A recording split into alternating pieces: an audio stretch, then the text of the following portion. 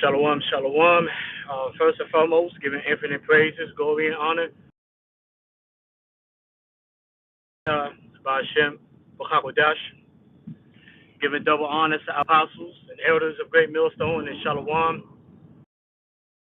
and salutation to all you sincere Akim across the four winds, pushing this truth with sincerity of heart. You feel the servant, Kasama God from the DC camp, coming at you through the spirit and power of Yahweh B'Hashem, Yahushua Hashem, B'chakodash, for the elect. Now, of course, this is in transit through the spirit on my way to camp. Just wanted to basically share some thoughts and, with the hopeful elect of Yahshua about the war that's really upon us, that's almost upon us, right? As you know, breaking news, of course, the United States, right along with Amalek, right? The United States, aka the virgin daughter of Babylon, right along with Amalek, the Jewish state of Israel. Of course, they decided to hit Iran once again, which is according to the Bible, right? Ezekiel 38.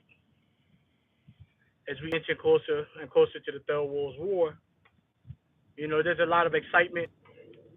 If you're a hopeful elect, you're a prophet. This is very exciting, for round two of a war escalation. Now, is this going to be the beginning of the Third World War? No, it's not. The reason why is because in prophecy, it constantly reminds us that, of course, we're going to see wars and rumors of wars, meaning we're going to see escalations towards the Third World War. But the scripture says, but the end is not by and by, meaning the end is not yet. And then the scripture proceeds to tell us, for nation shall rise against nations, aka race, all right? Race relations are going to have to break down into full-blown civil unrest. On the political aspect, racial aspect, you must have a breakdown of society before you have a full-blown Third World War. So when we talk about the MOTB, the mark of the beast, being established before the Third World War, you need to read between the lines. What does it really mean? All right? What do the apostles mean by that? What does the Spirit mean by that? Why is it that we're so confident that the Third World War is not going to take place before the MOTB? It's because you cannot have a full-blown Third World War with the current mindset of the people. All right, the population right now are in the spirit of Second Ezra, the 15th chapter. Right, Second Ezra, the 15th chapter, when it says they will not regard their governors. We enter in the time now with all the corruption, the nakedness of Babylon being exposed, as it is stated in Isaiah 47, the nakedness of Babylon, the great virgin daughter, being exposed. That nakedness is not only across the globe, but it's also affecting the minds of the average Babylonian. The average Babylonian, aka United States citizen, is in poverty. They are very, very angry. All right, and you can hear the groanings. You can hear the groanings of the people. A lot of Babylonians are talking about a day of reckoning, meaning, the moment where they basically gonna say, the hell with this, the hell with the current system. We gotta destroy this system, right? We have to rise up against the politicians, the leaders, the rulers, the governors. That's where the Babylonians are at right now, right? They're talking, they're murmuring, they're getting ready to rebel against the leadership, all right? So you have to have, like the scripture says, civil unrest before you have a full-blown Third World War, all right? So, yes, you're going to have Babylon. Yes, you're going to have the state of Israel bombing Iran, and you're going to have Iran, a.k.a. Elam, bomb certain places, right, military bases. That's why I made a lesson about, you have to go into the chart. It's called military escalation chart. It's very important that we understand that because you don't want to, because you're going to have individuals saying, well, damn, World War III is about to pop off, but there is no MOTB. You know, just because the United States and Israel are going against Iran right now and they're going back and forth, just because that is going down, it doesn't mean that we are in a full blown Third World War. You need to understand what a world war means. It means an aggregation of multiple nations. All right? Just Israel going to war with Iran is not the Third World War. Babylon the Great, aka the U.S., linking up with Israel to hit Iran, and Iran hitting back. It's not the Third World War. What it is an escalation towards the Third World War. That's the reason why the Spirit revealed to us, again, we're not going to have the full-blown war until the MOTB is established because systems, nations, individual systems have to collapse. You must have an economical collapse for us to enter into that, stage of the war. So, you know, we have to be prepared. All right, we have to make preparations. Now, what are the preparations?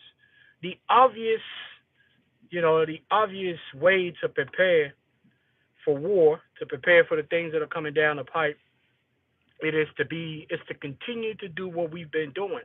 So as men of the Lord, hopeful elect of Yahweh, we've been prepared, right? We've been doing the preparation. We've been doing the work, and we have to continue to do the work because it's a show of faith. Right along with the believers that believe on us, believe in Yahweh Bashim Shah, and then believe in his prophets, as it is stated in Second Chronicles chapter 20, verse 20. The scripture says, believe in Yahweh Bashim Shah and believe in his prophets.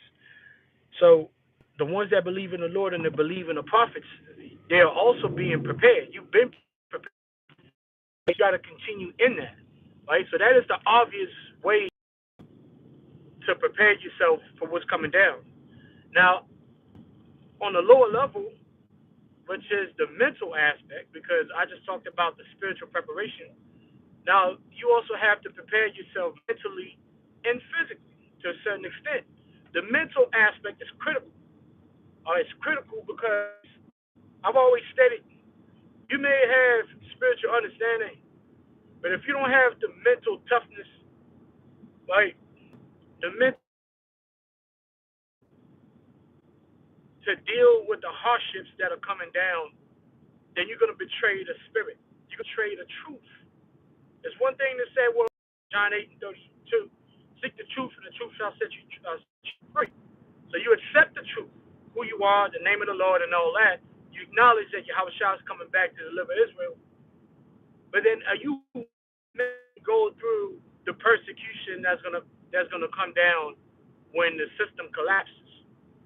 Esau, the so-called white man, the devil that the Bible speaks of, in Revelation 12:12, it tells you that he's not just going to sit idle and sit by and let us just take the kingdom.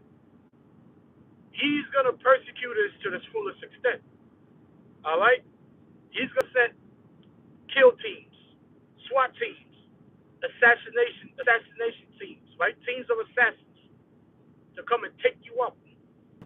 All right? He's going to do those things, right? Some of us are going to get captured. This is the reality. Some of us are going to get captured. So if you happen to be one of the ones that get captured, how are you going to be? You're going to know that it's happening because the Spirit told you that.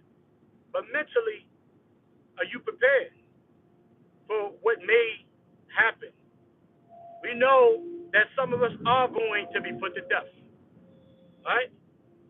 Are you psychologically prepared? Now, how do you prepare to die? There's no really one way. All you can do is really pray that the Lord gives you strength to constantly overcome the current trials and tribulations that you're going through. If you have issues, because the seasons are changing, war's coming. If you have issues with substance, right? Example, you have your flesh, the lust of the flesh is, you're losing that battle. You have to come to a point now where you have to basically take over. All right, you have to pray that the Lord gives you mental fortitude to take over. All right, we've been battling ailments, we've been battling substance, mostly, of course, alcohol for the most part, right? The way that you eat, the way that you take care of your body, or the lack thereof, you have to take care of your body to the best of your ability. All right, you have to take care of your body to the best of your ability. It goes right in hand. It goes hand in hand with the mental state. All right, health of body is better than gold and silver. And when you have health, better health, you're able to perform your duties in this gospel, to the best of your ability. Because again, the times that are coming in are going to try man's souls. So, again, if you have a problem with alcohol, it's time to beat it, man. Like Michael Jackson says, it's time, beat it. It's time to beat that. It's time to own it, man. Own it. That's the reason why we've been given grace. What is grace? Grace is the time allocated to the hopeful elect to perfect their faith. It tells you that grace is for the perfecting of the saints. So it's a time period that was given to us to battle, to fight, but to ultimately come to a point where, as we continue to grow in grace, we win the battle. So if you have a problem with alcohol and the truth, which I know a lot of brothers have issues with eating habits, issues with alcohol consumption, I'm not going to be the one to shame you because I'm no damn hypocrite. I've had similar issues, and I know most men of the Lord have these issues. And for the ones that don't have these issues, you have no business shaming brothers because you got your own problems. Just because you don't drink don't mean you don't have other issues. You have other issues that you got to deal with, right? Your issue might be women. Scripture says wine and women maketh a man of understanding to fall. So you could be looking down on a brother that has alcohol problems, but then you got women problems. All of us got problems. But now we got to come to a point where war is upon us, so we have to really overcome these problems. We have to get on top of it. All right? It's 2026, man. We should no longer be in that place where